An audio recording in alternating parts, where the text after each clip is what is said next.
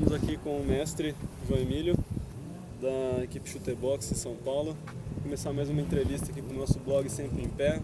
Prazer ter o mestre aí com a gente. Cobriu o evento segundo, né? Segundo campeonato interno do grupo Chutebox. Com a popularização do MMA, a gente notou um aumento aí da prática das artes marciais, né? Como você observa a mudança na visão das lutas e das artes marciais para as pessoas de modo geral? Aqui no início, bem no início, vamos estar falando aí de década de 80, final da década de 70, começo da década de 80, era bem marginal, discriminado na verdade, a arte marcial, era diferente.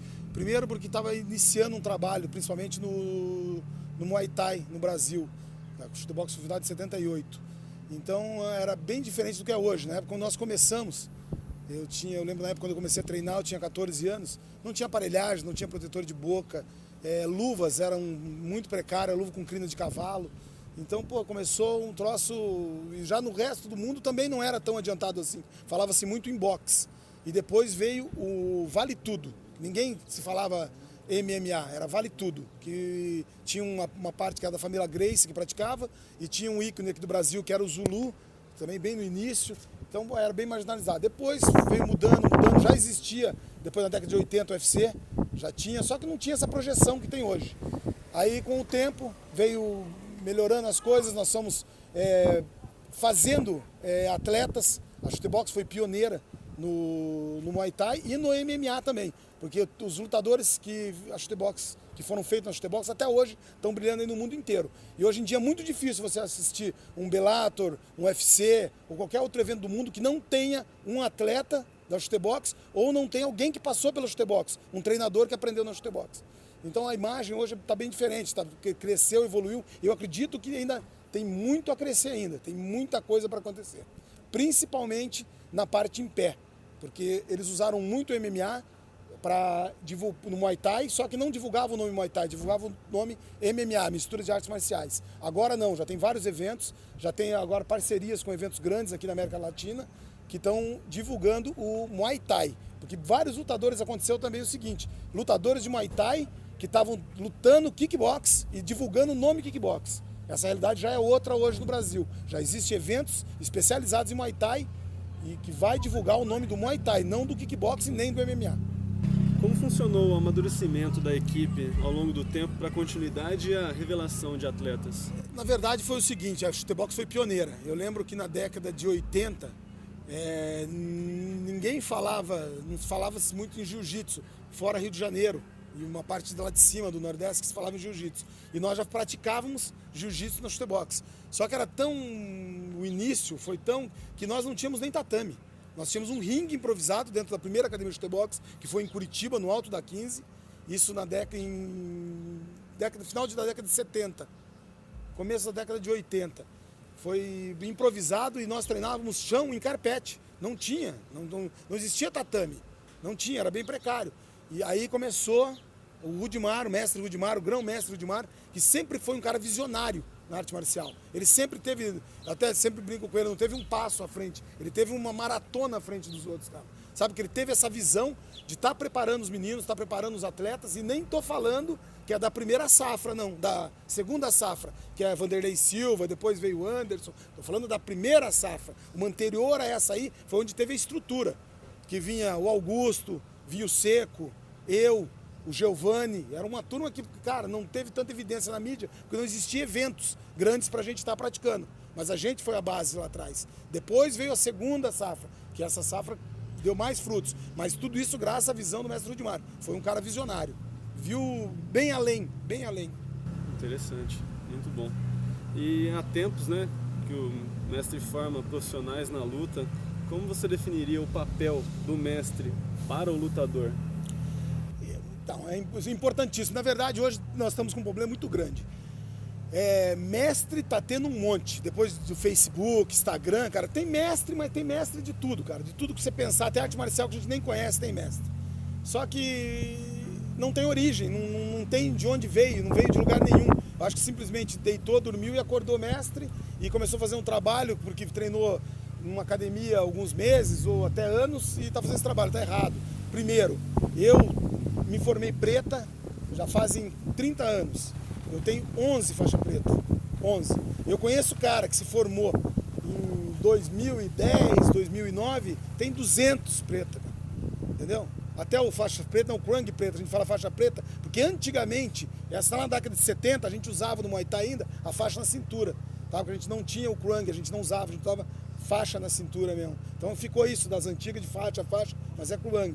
Então, e é muito importante o que acontece, o que está acontecendo aqui hoje, que é o segundo campeonato interno. Pô, é uma honra para mim, porque eu tô com todos os pretas que eu formei, não são muitos, e todos eles estão com alunos aqui que vão lutar, então isso vai passando de geração para geração. Isso é que é importante. Quando a semente é uma semente fértil, cara, que ela vai dar fruto bom. Não adianta, o cara que começa falando que é mestre, que é professor, que não é, não vai ter. O trabalho dele vai ser interrompido e outra coisa. No meio desse caminho, o pessoal vai vendo, vai descobrir que ele não é, que é uma farsa. Então, essa é a diferença. Nós temos que estar sempre atento com os professores, sempre estar cobrando, Tadeu até sempre está lá cobrando, ligando. Eu sempre estou em contato com os meninos, alguma coisa errada.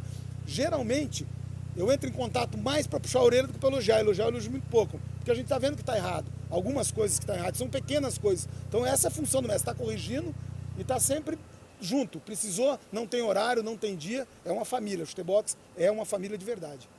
E é como o mestre falou também, tem às vezes a gente tem esse atrito, mas a gente se resolve e existe um respeito muito grande dentro da equipe. Com certeza, faz parte. Faz parte, como em qualquer família, a gente às vezes acaba tendo o atrito ali, mas é sempre em busca de um bem maior. O pessoal confunde muito, eu gosto até de um senhor, que ele tem quase 100 anos, que eu trabalhei já junto com ele.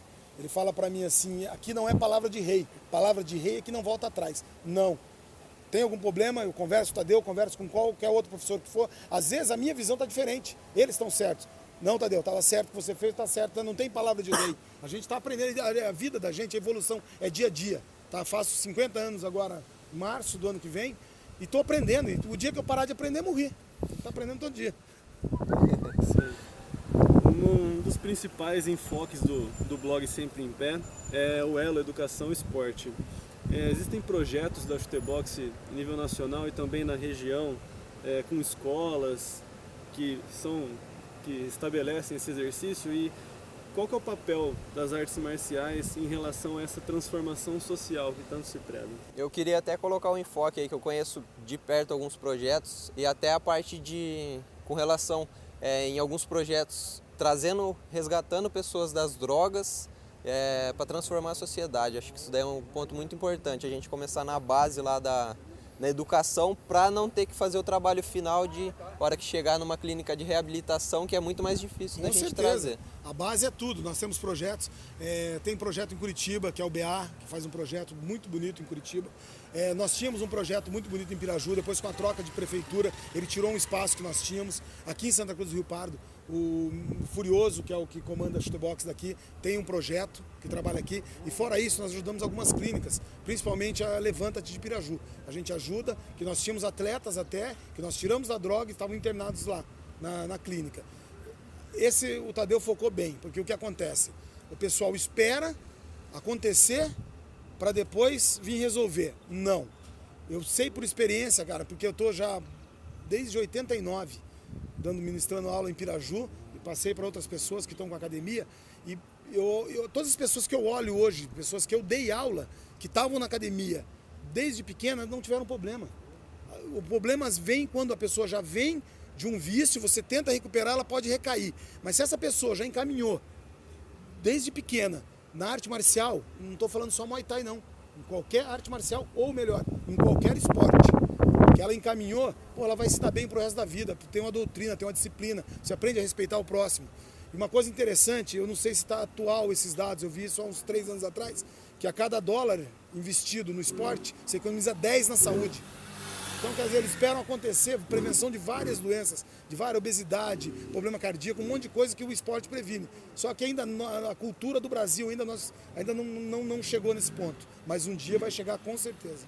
Legal, até esses dados que o mestre citou aí, com relação à parte financeira, é o que muitas vezes rola até uma brincadeira. Você passa a sua vida construindo riqueza para no final da sua vida você gastar tentando comprar a saúde, né? Sendo que com o esporte você pode levar ele desde pequeno. Acontece direto, isso é uma verdade. E a gente é prova disso, a gente vê todos os dias isso acontecendo. São pessoas até que vão na academia, pessoas que praticamente ficaram quase a vida inteira sedentárias, sem fazer nada, depois dá um problema cardíaco, dá um problema de reumatismo ou qualquer coisa que dê a pessoa, ela corre na academia, como se nós fôssemos resolver o problema. Não é assim, já tem que ter uma base, porque a gente tem uma memória que é esportiva, que isso é feito até os 7 ou 8 anos, que isso aí é uma memória que você não perde nunca mais na sua vida, você fazendo. Então acho que a base, tem que trabalhar a base, a gente priva muito. E um detalhe que eu não posso esquecer, tem que tomar cuidado com quem e aonde você vai botar o seu filho treinar. Então não adianta você pegar e olhar lá um lugar tudo bonitinho, tatame de primeira, aparador bonito, e você não sabe a procedência dessa pessoa, de onde ela veio. Que entra até no critério lá atrás, lá de aparecendo um monte de mestre aí, gente do karatê dando aula de Muay Thai. Exatamente, porque o que acontece? Quando você está com dor de dente, você pesquisa, vou no dentista, você pesquisa, quem que é o melhor, esse dá para o meu dinheiro pagar, vai no melhor. Quando você vai no médico, vai no melhor, vai numa farmácia, você vai no melhor. Aí quando você vai botar o teu filho, que é o teu bem mais precioso, dentro de uma academia, na mão do professor, você põe a mão no picareta. Pô, pelo amor de Deus, aí tá errado, né? Aí depois não adianta você querer, deu algum problema no menino, você chegar lá na academia e, não, porque não é assim, não, você tem que ter visto antes. Então isso o pai tem que se conscientizar, ou os responsáveis, presta atenção, vê a história da pessoa, vê de onde ela veio. Não é só ela chegar e falar, eu tenho 30 anos marciais. Procura, hoje tem internet, hoje é simples de tudo. Pega o nome da pessoa, joga na internet e vê o que aparece. Vai ter alguma coisa, ou negativa ou positiva. Do nada ninguém vem. Então isso agora até eu conversei com o senador Magno Malta, ele pegou a Janaína, que é uma assessora dele, há uns meses atrás, ele estava fazendo um projeto, ele pediu para eu conversar com ela, eu conversei com a Janaína, para estar vendo um projeto para a gente exatamente poder legalizar, para acabar com esse charlatanismo, com esses picaretas que tem. Fui em Piraju, conversei com o major, conversei com o juiz, conversei com o promotor, a coisa que eles me falaram é o seguinte, eu só posso informar, ir na rádio ou ir no jornal informar. Não tem lei que eu possa chegar numa academia, nem que for da federação, e falar assim, você é clandestino, não existe essa lei. Então o que acontece? Eles aproveitaram isso e está espalhando, está espalhando. Então já que nós não podemos fazer nada, o que temos que fazer? Pai, mãe responsáveis. Olhe aonde seu filho treina. Depois se acontecer alguma coisa, não adianta reclamar. Um recado então para o nosso blog Sempre em Pé. Vamos deixar um recado, algo registrado. Não, excelente a iniciativa desse blog Sempre em Pé, excelente. E, na verdade, a Chutebox, o forte nosso da Chutebox no mundo inteiro é Muay Thai. Isso aí corre na veia nossa, de quem é Chutebox, corre Muay Thai. Então, esse é interessantíssimo. E agora começaram a dar valor novamente para o Muay Thai, porque todo mundo queria pegar lutador de Muay Thai, ensinar uma defesa de queda, ensinar um pouquinho de jiu-jitsu e botar para sair na porrada. Hoje os caras não estão aceitando mais, certo? Então, parabéns pela iniciativa de vocês. Legal. Mais uma vez, muito obrigado pela oportunidade. Valeu. E sempre em pé. Tamo junto. Valeu, Sempre mestre. em pé. Obrigadão.